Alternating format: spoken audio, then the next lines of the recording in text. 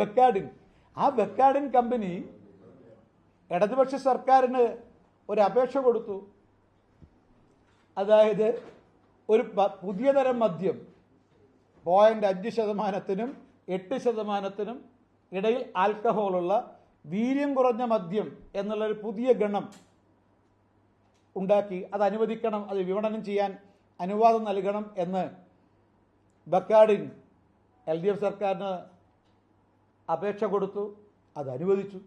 പുതിയ തരം മദ്യത്തിന് അനുമതി കൊടുത്തു. SDF എന്ന് പറയുന്ന മറ്റൊരു കമ്പനി പറഞ്ഞു പോരാ, 10% മുതൽ 20% വരെ ആൽക്കഹോളുള്ള മദ്യത്തെയും വീര്യം കുറഞ്ഞ മദ്യം എന്ന രണ്ടാം ഗണത്തിൽ പെടുത്തണം. അതും LDF സർക്കാർ പെടുത്തി. മാത്രമല്ല, വീര്യം കുറഞ്ഞ മദ്യത്തിന് നികുതി ഇളവ് അനുവദിക്കണമെന്ന് മദ്യക്കമ്പനികൾ ആവശ്യപ്പെട്ടു. അതും LDF സർക്കാർ അനുവദിച്ചു കൊടുത്തു.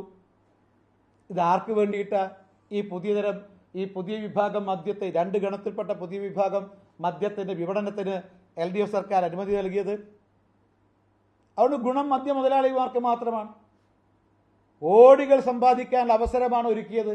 മാത്രമല്ല, ഈ PMC പദ്ധതിയിലൂടെ പാവപ്പെട്ട വിദ്യാർത്ഥികൾക്ക് മെച്ചപ്പെട്ട വിദ്യാഭ്യാസം നൽകുന്ന PMC പദ്ധതിയെ നിരാകരിച്ച LDF ഈ വീര്യം കുറഞ്ഞ മദ്യം കുടിക്കാൻ വിദ്യാർത്ഥികളെ പ്രേരിപ്പിച്ച് അവരെ മുഴുക്കുടിയന്മാരാക്കുന്ന മദ്യനയത്തെ അവർ അംഗീകരിച്ചു, നടപ്പാക്കാൻ ശ്രമിച്ചു.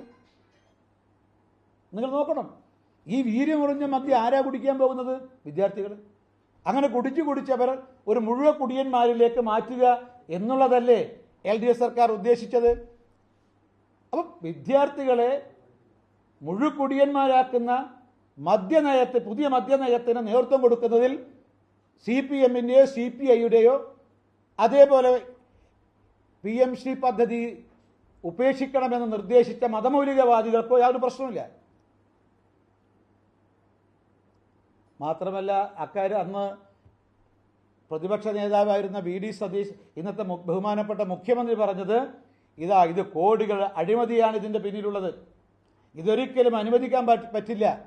പക്ഷേ UDF സർക്കാരിൻ്റെ ആദ്യത്തെ ബഡ്ജറ്റിൽ തന്നെ LDF-ൻ്റെ അതേ മദ്യനയം തന്നെയാണ് തങ്ങളുടേതെന്നും, മാത്രമല്ല വീര്യം കുറഞ്ഞ മദ്യത്തിന് നികുതി ഇളവ് അനുവദിച്ചു കൊടുത്തുകൊണ്ട് LDF-നേക്കാൾ മതമുതലാളിമാരോട് ഒരടി കൂടുതൽ കൂറ് പ്രഖ്യാപിക്കുകയാണ് VD സതീശൻ ചെയ്തത്.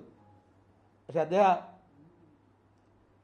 നികുതി ഇളവ് പ്രഖ്യാപിച്ചു പുതിയ മദ്യനയത്തിൽ. അതിന് അദ്ദേഹം പറഞ്ഞ ഞാൻ വ്യാഖ്യാനം, മദ്യം വിൽക്കാൻ ഞങ്ങൾ തീരുമാനിച്ചിട്ടില്ല, പക്ഷേ നികുതി ഇളവ് ഞങ്ങൾ അങ്ങനെ പ്രഖ്യാപിച്ചു എന്ന് മാത്രം. നികുതി ഘടനയും നികുതി ഇളവും പ്രഖ്യാപിച്ചു എന്നേ ഉള്ളൂ. ഈ പ്രസവിക്കാത്ത കുഞ്ഞിൻ്റെ പേര് ആരെങ്കിലും ഇടില്ല. പ്രസവിക്കാൻ സാധ്യതയുണ്ടെന്ന് കാണുമ്പോഴാണ് കുഞ്ഞിന് പേര് കണ്ടെത്തുക. ഇവിടെ മദ്യം വിൽക്കുന്നില്ലെങ്കിൽ, തീരുമാനിച്ചിട്ടില്ലെങ്കിൽ പിന്നെ ഇതിൻ്റെ നികുതി ഘടന എന്തിനാണ് ബഡ്ജറ്റിൽ ഉൾപ്പെടുത്തിയത്? ഇനി മദ്യം വിൽക്കാൻ തീരുമാനിച്ചതിന് ശേഷം ഈ നികുതി ഘടനയും തീരുമാനിച്ചപ്പോൾ ഞാൻ സൂചിപ്പിച്ചത്, ഒന്ന് LDF-ൻ്റെ അതേ മദ്യനയം UDF-ൻ്റേതും, കർണാടകത്തിലെയും തെലങ്കാനയിലെയും മദ്യമുതലാളിമാരുടെ കാശാണ് UDF-ൻ്റെ തെരഞ്ഞെടുപ്പ് പ്രചരണത്തിന് വേണ്ടി ഉപയോഗിച്ചതെന്നും അവർക്ക് പ്രത്യുപകാരമായിട്ടാണ് LDF സ്വീകരിച്ച അതേ മദ്യനയം UDF-ഉം സ്വീകരിച്ചത്.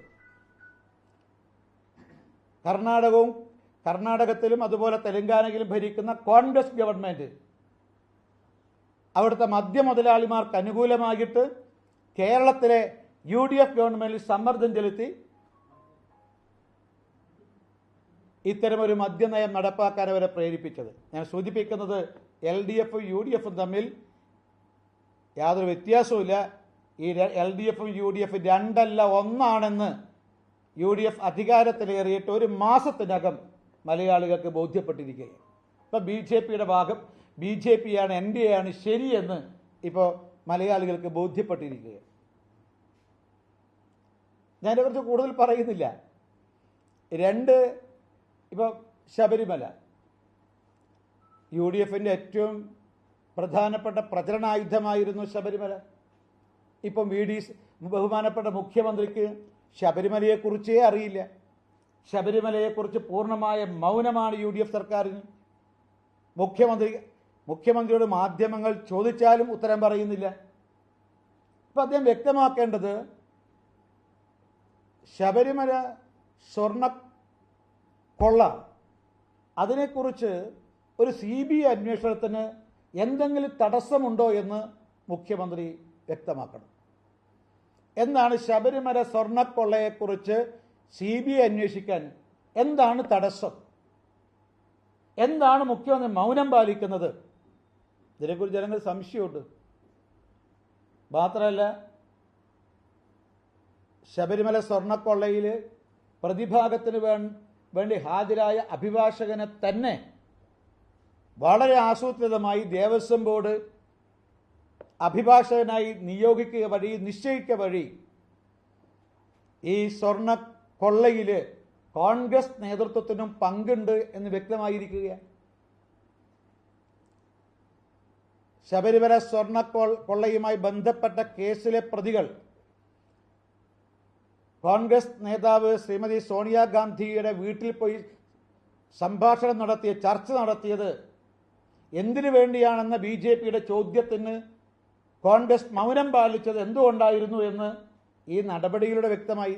തീരുമാനത്തിന് അവർ പിന്മാറി. BJP ശക്തമായി രംഗത്ത് വന്നപ്പോൾ തീരുമാനത്തിന് പിന്മാറേണ്ടതായിട്ട് വന്നു.